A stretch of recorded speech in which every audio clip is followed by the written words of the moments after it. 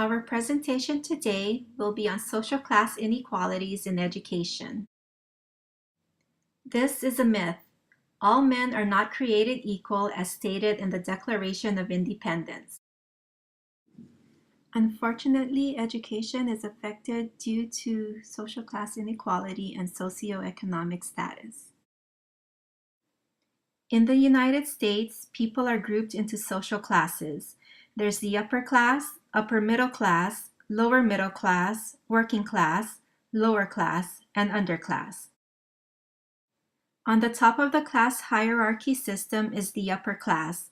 People in this stratum include Bill Gates, who is worth $68 billion, David Rockefeller, who is worth $2.7 billion, and Oprah Winfrey, who is worth $2.8 billion.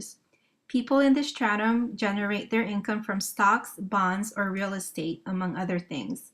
Their education typically consists of attending Ivy League schools.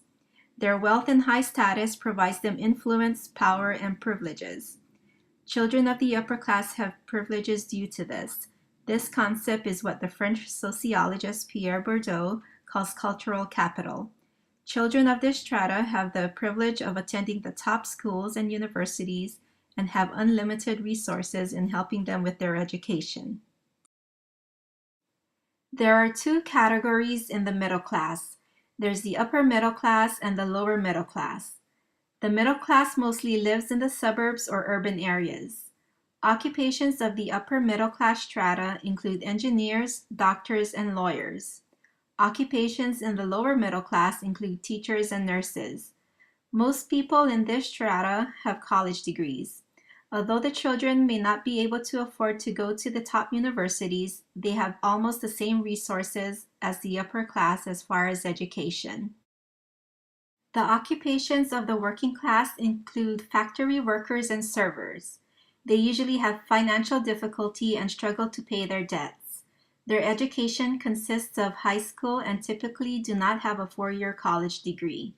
Because of their low socioeconomic status, they usually cannot afford to send their children to college.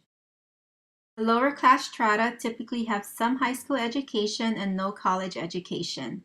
They are either unemployed, work part-time, or are on welfare. Occupations include janitors and housekeepers, and they often live in dangerous neighborhoods. At the bottom of the social hierarchy ladder is the underclass. They are very poverty-stricken, often homeless, and typically unemployed for long periods of time. They have low education and have a slim chance for social mobility. Because of their limited resources, it is difficult for them to move up the social hierarchy ladder. The working class, lower class, and underclass children have fewer resources than the upper and middle class children. Their parents are less educated and in most cases are unable to help their children with their homework. They also lack the resources to hire tutors or even buy school supplies. Children in these stratum most often delay college or don't even attend college because they need to work to help support their families. Inequalities in education compared with the affluent are poor school conditions, overcrowded classrooms, the lack of textbooks, computers, qualified teachers, and funding. Two programs implemented to try to close the socioeconomic achievement gap are the Tracking System and the No Child Left Behind Act. In the tracking system, children are grouped according to their academic level, socioeconomic status, and race. Learning is restricted to general knowledge only. Studies show that tracking did not improve academic achievement in all students. They cannot achieve advancement gap if they cannot move up the track scale. The No Child Left Behind Act ensured all children would meet the state academic achievement standards, aimed to improve performance in schools, and allowed parents the flexibility in choosing schools. There are flaws to this program. Children are usually taught by unqualified teachers, and to maintain funding, the school needs to pass the adequate yearly progress, which is determined by the scores of the children's yearly proficiency tests. If the academic achievement level is not met from 4 to 5 consecutive years, then the school would be shut down.